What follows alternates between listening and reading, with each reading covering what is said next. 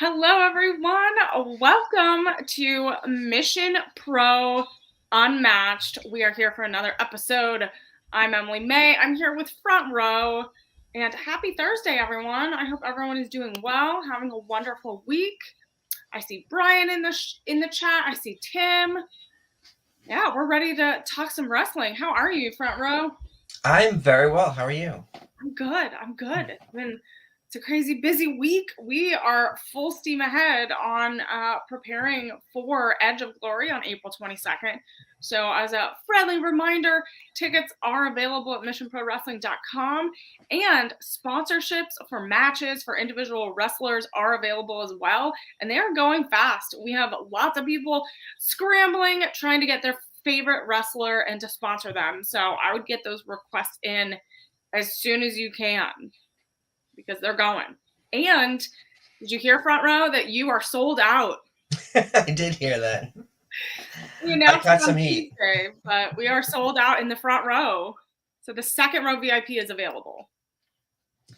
That second row guy, I don't know. We'll see. The second row is not as great as the front row. No, just kidding. all seats are great. All seats are great. And it's such an intimate venue that we're at the Salvation Army Mission Corps, so every seat is really great. You get up close with all the action. So really, there's not really a bad seat in the house. Agreed. I got to give you a shout out too. Your interview with Shay Carmichael, you and Beta did a great interview on Tuesday on a mission. That was a really fun conversation. That was so much fun.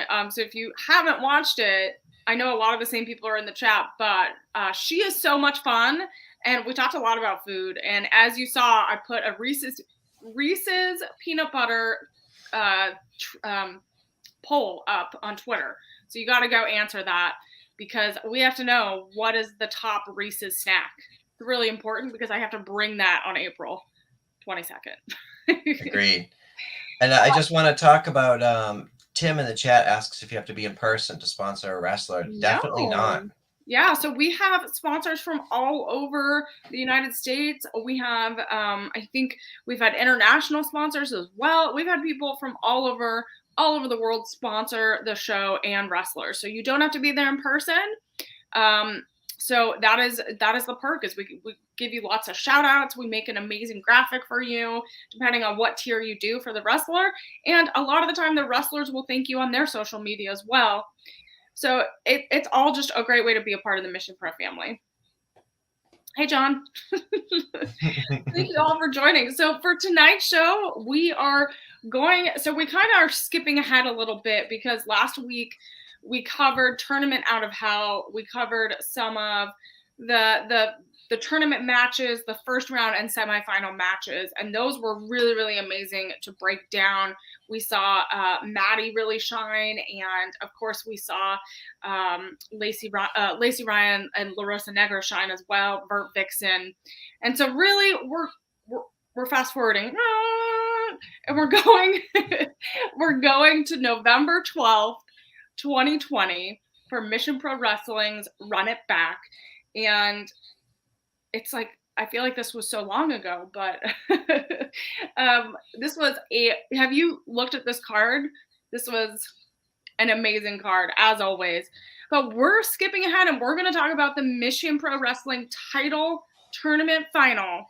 And this was the best 2 out of 3 falls match with a 20-minute time limit. And this was between LaRosa Negra and Lacey Ryan, who is now Zoe Stark in NXT.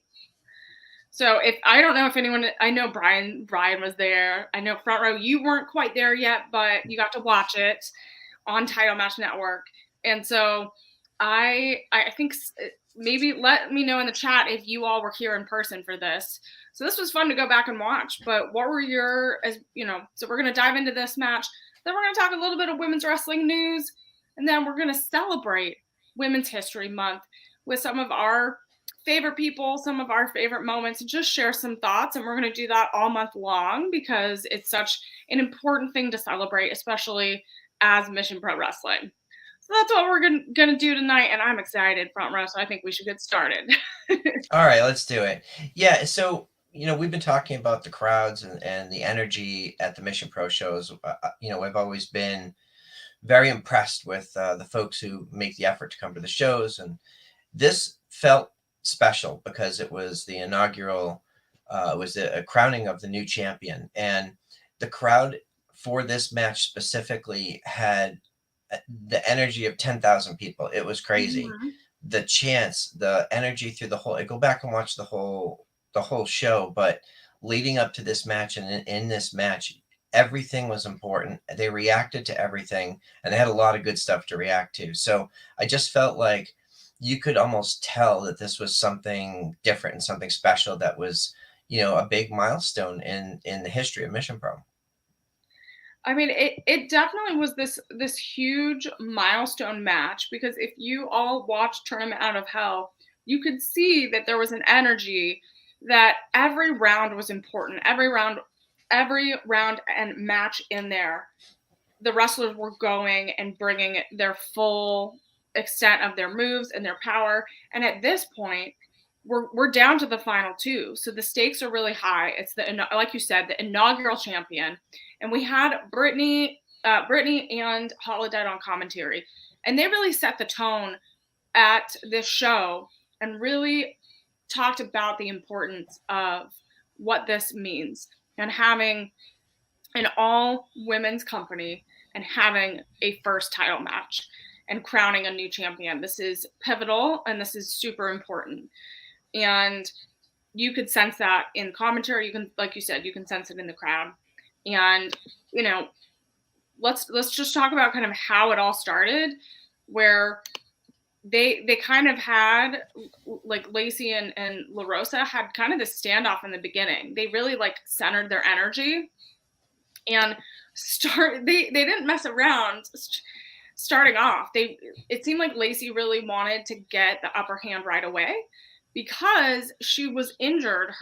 She wasn't injured, but in the previous matches, they were trying to target that knee. We talked about it last time, is they really tried to target that knee and try to take her down. And so I felt like Lacey was trying to get the upper hand right away in some of those kicks and some of those hits towards LaRosa in the beginning. So I don't know how you felt about the opening in this match, but it felt like they kind of faced off each other, and they weren't messing around.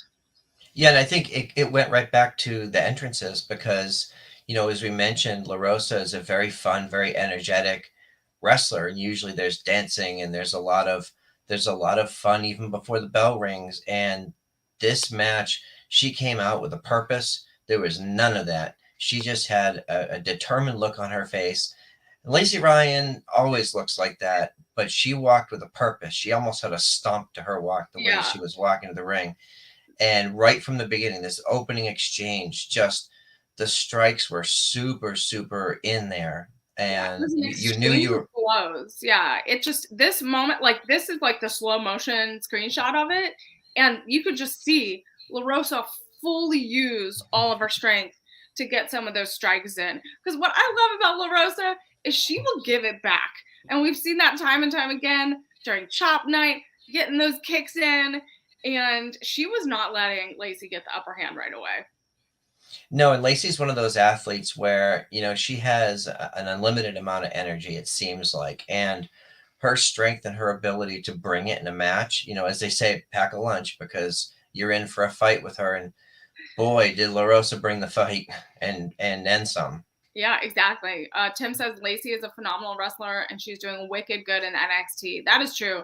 I mean, we were so excited to see her announce her signing at with WWE, and then obviously go on to NXT. And she's really shining. And the fact that she was winning titles right away and just really, really just fit in there so well. Like, it's amazing to see. And looking back at these matches, it's really special to see that Mission Pro had a little part in that. Eye for talent.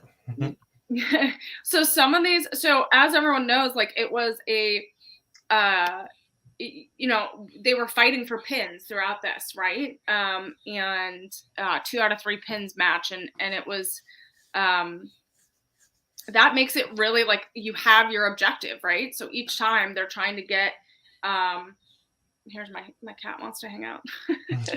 They're both like trying to weaken the other opponent in order to get them to a spot where they can get that pin, get that fall, and they definitely were using some strategic maneuvers here.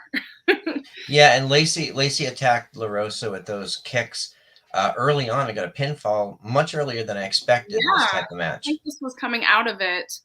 Hmm. Yeah, so Lacey got the first one. But LaRosa again returns it with some more kicks. That's what I loved about this match, is that it was there was a reciprocating anger and frustration towards each other, that like, hey, if someone gets this, you're gonna get it like 10 times worse back. Um, did you, what I liked is that there was a gap in when the next pin happens. Like, it really felt like this one happened really early, and I think it gave Lacey a little bit of momentum. It But did, it kind of made and LaRosa a little more mad. So it did, but and LaRosa took it out on poor Yali Sapphire, the ref. yeah, There was a little bit of pushing and shoving going on there, and I mean, maybe Yali just thought it was a title match, a championship match, and gave a little bit of leeway. But I was wondering if there was going to be a DQ there or something. But no, she just let him fight. we'll talk about it, because I think there was some things near the end that got a little dicey between LaRosa and the ref. Mm-hmm. So let's look at some of these other big moments. Again, LaRosa returns with some kicks. It's a little blurry, but you could tell Lacey's not so happy. We had so there was this really great moment earlier on in the match where they go on the outside of the ring and they are just punching each other, and just, and I love watching the fans in this moment. I don't know if you got some good reactions, but there was I think there's a little girl in the background watching, and she's like jumping up and down. And that's what I love about Mission Pro fans, is like, they're in it, right? Especially, we've had tons of matches outside of the ring. Chaos ensues. But I love seeing the reaction of the fans. What did you think about them taking it out of the ring and just really trying to, Holiday and Brittany were a little afraid that they were going to get to commentary. Yeah, but I do think that in this type of match, a couple things are important: that the competitors always pay attention to the count, and that they're always paying attention to where they are, their ring awareness, even outside the ring. But even so much as getting back in and breaking up that count, and then coming back out for the strikes. I love how Lacey just sort of casually rolls in and out, and then comes back and just keeps hitting LaRosa. Yeah, I think there's this moment here. Is this Yeah. back? Yeah, there's this moment where LaRosa just gets her head smashed on the edge of the apron, and you're just like, oh my goodness, this is totally getting in. So Lacey's not only mentally hurting LaRosa's head, but also physically kind of trying to get her to really be off her game, because again, the stakes are high here. And then I think this is back. Oh, that's a back in.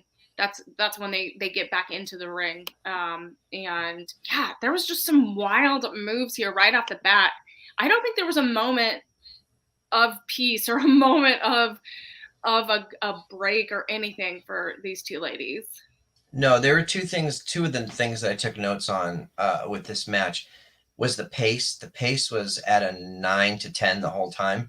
Not that it was too fast to see what was going on, but that it was just constant offense and defense. And I imagine those were two people that were extremely sore after this match. But the other thing I noticed is Lacey is an excellent technical wrestler, as is LaRosa. This was not a technical match. This was a brawl. This was just an all out. This was a war. This was a fight, and it felt like a fight. No, it definitely did. I'm trying to think some of these other moments. Oh yeah, this corner spot where LaRosa is holding Lacey down with her leg.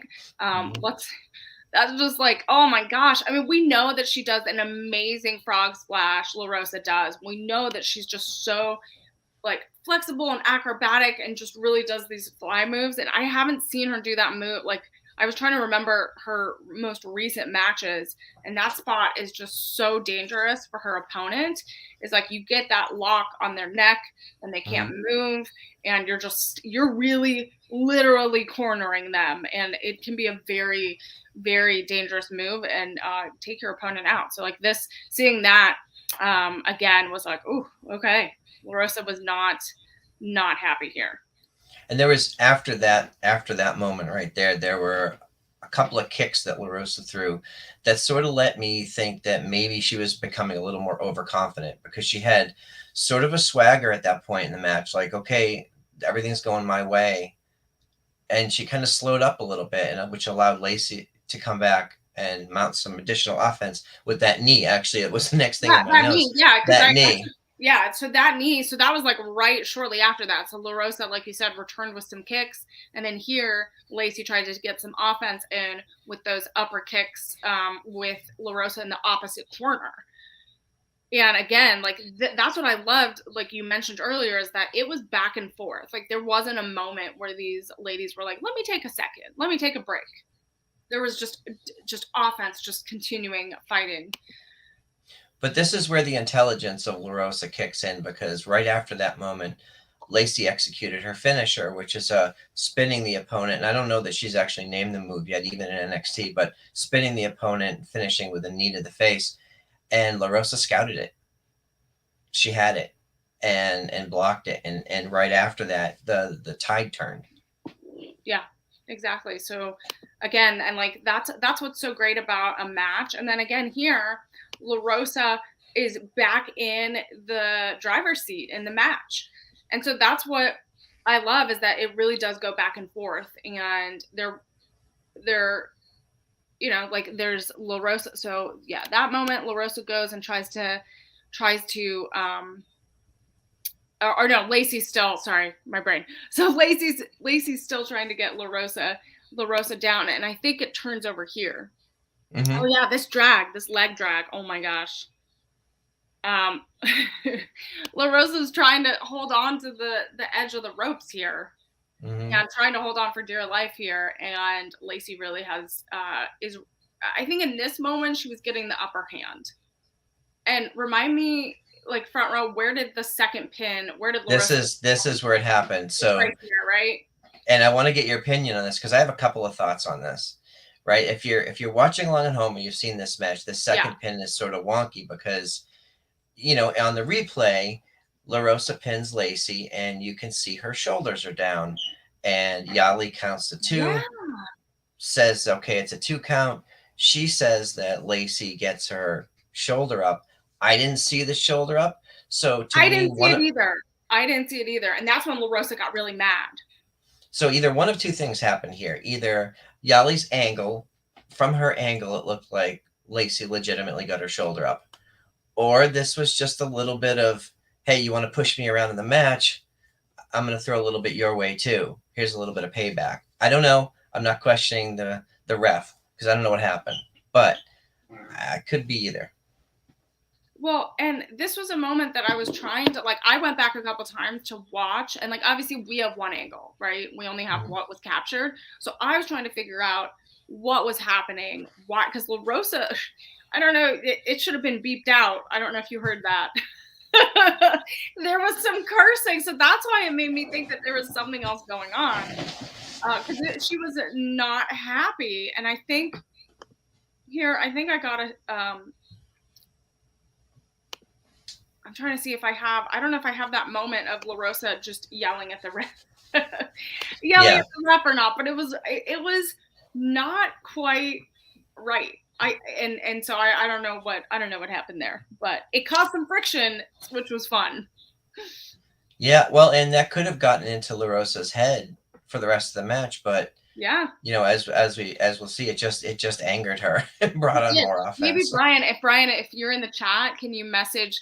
Like, put in the chat what give us a behind the scenes scoop. I don't know what tell us if you remember that match and what all happened. And again, we talked about LaRosa. Obviously, she delivered a beautiful frog splash, but again was not was still was still fighting. And I thought this was like, I really thought this was going to be the moment. And it wasn't, and it continued. And we talked about that like, I really was like, oh my God, this is it. And it wasn't. And in that moment, we could sense the frustration of LaRosa because Lacey did fire back up. She executed this incredible spinning back kick. She did a standing moonsault. I mean, she did some really heavy duty offense, Yeah, even almost got the pin. She almost got the pin. And what I loved is it went from LaRosa doing this amazing frog splash, and then it went back down to the roots of foundational technical wrestling. It just got so down to the mat. And that's when I was like, oh, this is continuing. And they just kept kind of flipping back and forth in order to really bring them down in a technical way and not in a splashy way, which I really, really liked. And it was gritty. And then obviously we know that LaRosa obviously won and was crowned the inaugural Mission Pro champion. But this was a hard-hitting match. This for sure was hard-hitting, and these ladies brought it. So this was this was her crowning moment here. The rope is in the way, but this was a really emotional moment, not only for LaRosa, but for the whole Mission Pro team. And this was a very proud moment. And I think it's a lot to take in, to get this title and to earn this and to fight for it is, a momentous. Yeah, and we have to give Lacey a lot of credit too, because there was no quit. There was no end to the fight in her. Even in the final seconds of the match, she executed that spinning kick, and LaRosa just ducked it, and the roll up for the pin. And it was like, it could have gone either way in that moment. At that point, it was 50-50, and LaRosa she got the momentum on her side. Yeah, Brian says it could have been easily Lacey that night. That is true. I mean, it was that type of match that I really honestly, I knew obviously we know the outcome now, but I think if I was there watching it originally, I would not have known the results and what would have happened, because these ladies really told a really amazing story and really fought uphill to, get through everything. They both, they did. Tim says they both fought strong until the last pin. That's true. Hi, Tony. Yeah, and I thought a couple of cool moments post match. Obviously, Medusa presenting her with the title was huge. Mm-hmm. That's a big moment in any wrestler's career, to be in a ring with Medusa. Never mind receiving a title. Yeah. Speaking of Women's History Month.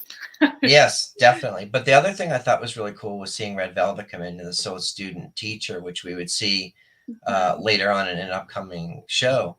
But I thought that moment was really cool as well. Yeah, I mean, I think when this was such a, an important moment for Mission Pro, because they're bringing legends and also, kind of newer wrestlers together and like you said, students together to represent this belt, like to be the first person to represent a title that means so much for women's wrestling is special. And I think LaRosa was that perfect person to do that. And yeah, Brian's right that LaRosa was a great first champion for Mission Pro Wrestling, because she was not only a champion in the sense of she has the title and she can go around and battle it out with other women, but she was a champion for women in the industry. She was a champion of speaking up for others that might be silenced. She was a champion for elevating women and just being there for women that need it. And, like teaching. She's such an amazing teacher. If you've seen some of her seminars or have taken some of her classes, she's an amazing teacher. And I've learned stuff from her, and I'm not even a wrestler, just about life and how to just embrace yourself and embrace who you are. So I know we didn't get into it yet, but she is my inspiration this week for Women's History Month, because we want to honor her and everything that she's done for Mission Pro Wrestling and for women's wrestling in general. And yeah, we're proud of her and everything that she's doing. So I can't speak. want to give her all her flowers and just celebrate her every single day, because she was a great champion, and she helped elevate Mission Pro in a way that needed it at the time, as we were growing into this women's, all women's company at the time. Yeah, and so when you have a new title, or especially a company with a first title, it's important to build equity in building up the worth of the title itself. And you could not have asked for a better person to help build this new title. She had an incredible reign, just great title defenses over the next year and change. And I agree with Brian. As of right now, he still thinks of her as the greatest Mission Pro champion. It's hard to argue. Yeah, I mean, it is really hard to argue. I mean, we've had amazing Mission Pro champions, and we have an incredible Mission Pro champion now.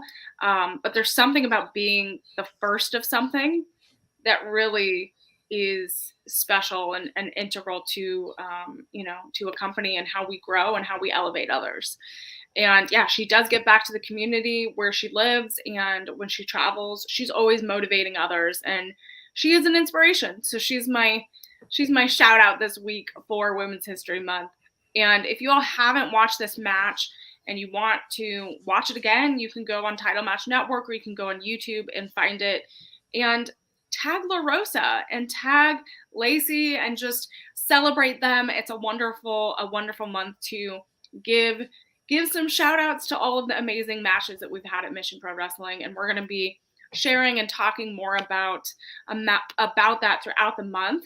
And speaking of YouTube, if you have not seen the Women's History Month interviews that we've done previously on the Mission Pro channel, go back and check them out. There's a whole playlist, and we have some people that are now in AEW. We have people that are in other promotions that we want to celebrate, and there's always some good nuggets in there of inspiration of how they got to where they are. So go check it out and let me know what you think. So front row, we are going to get into, why don't we talk about how you're celebrating Women's History Month and who you want to talk about today? Because I talked about my person. So let's, okay. It's story time with front row. Okay, so the name Mildred Burke is a name that's known by a lot of wrestling fans, but maybe not everyone knows how important she was. She was born back in 1915, so you can imagine the time, 108 years ago, how crazy it was, how different it was for women in the United States, but specifically in wrestling. She started in the 30s, and in the 30s, she was wrestling primarily men, which for the time was insane. Mm-hmm. But the story is that she wrestled over 200 men during the 1930s, and in that time, she only lost to one. So she was already building a name for herself during this time. She won the Women's World Championship, which was the women's championship globally. It was the premier, not even tied to a specific promotion at the time. And if folks remember, the NWA was an association, was an alliance. It was basically the governing body of wrestling promotion. So this wasn't a promotion title; it was a world title, a legit world title. However, there were, she had tensions with the NWA. She married her promoter and trainer, Billy Wolf, and that didn't end well. But she did go on to form several companies on her own, including the Worldwide Women's Association, which was later purchased by All Japan. And during her time, she helped promote women's wrestling across the globe. She introduced women's wrestling to most of the United States, and specifically most of the states.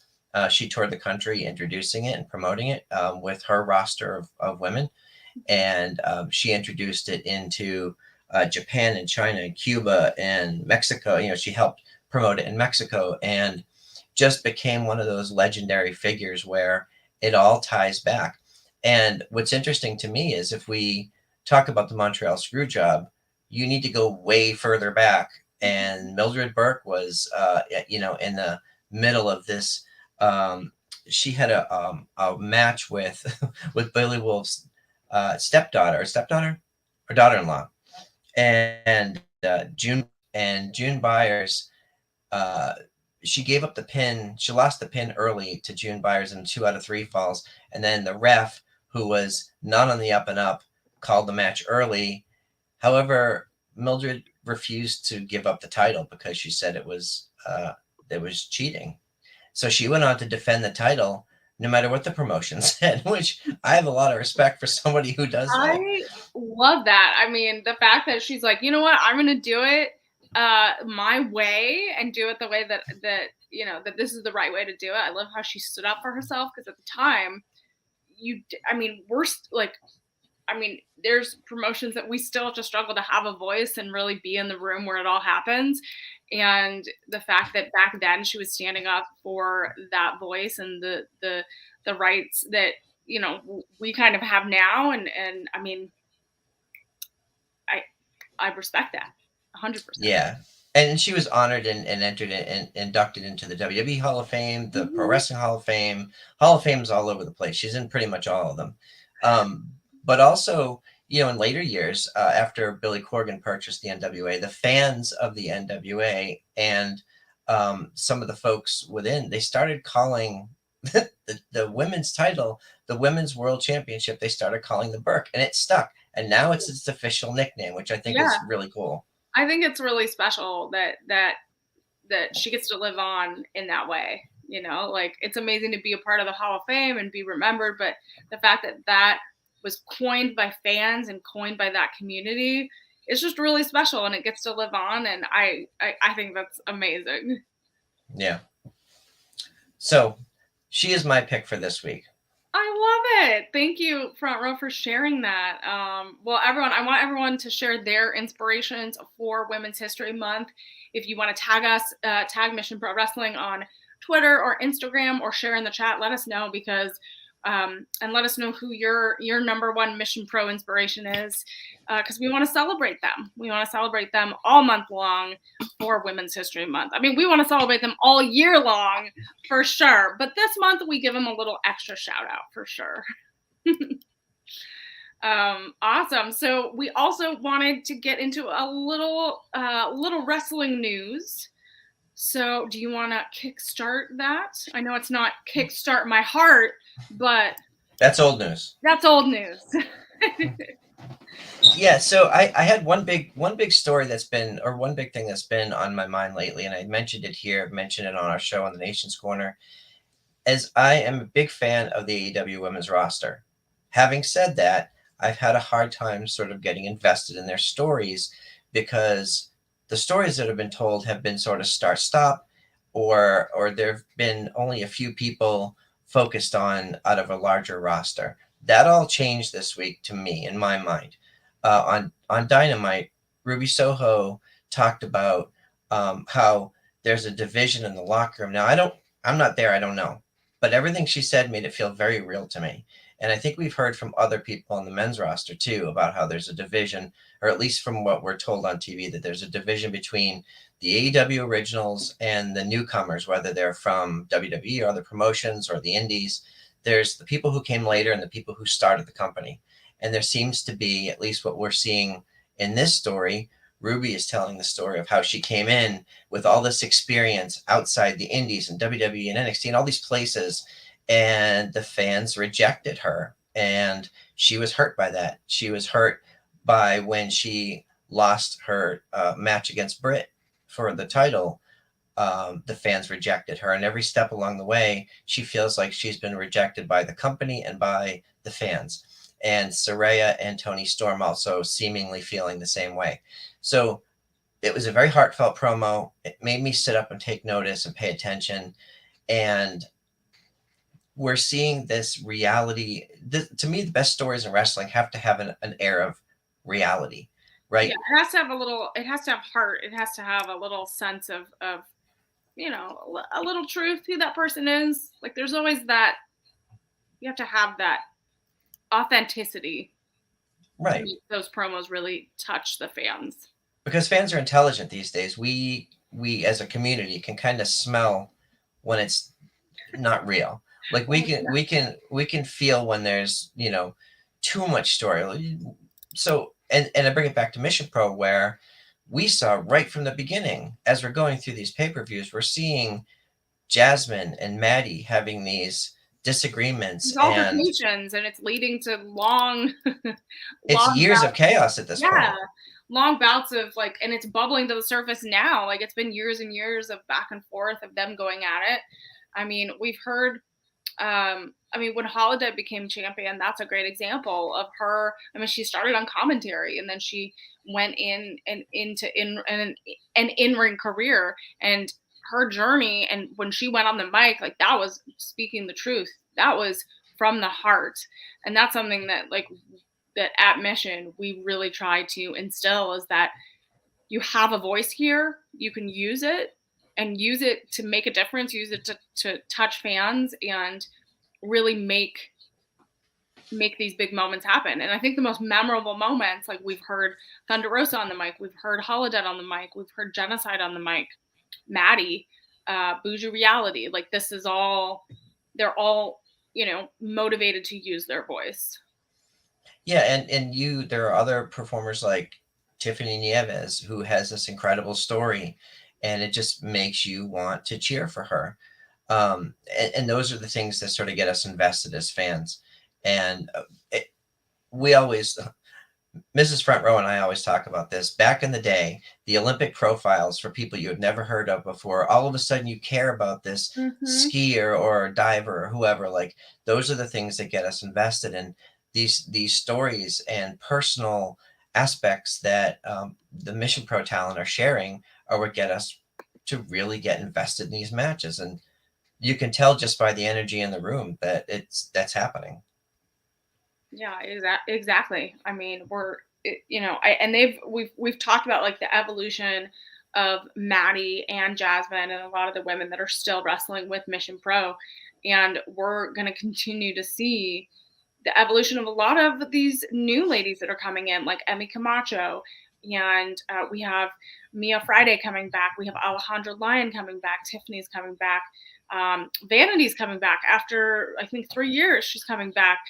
And so it's going to be interesting to see how these kind of these new ladies coming in are going to use their voice and try to be heard at Mission Pro because, you know, again, every time people remake their debut or they come back after a while, you got to make your statement. You got to be heard.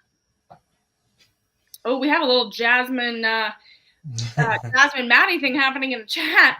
We have I see this. Jimmy says Maddie needs to put Jasmine in her place, and then Young Macho is like, Jasmine is better than Maddie. Ooh. So there's some chaos there that they're causing without even being here. Mm-hmm. Well, if you want to, thank you, Front Row, for sharing your news and having such a great discussion tonight.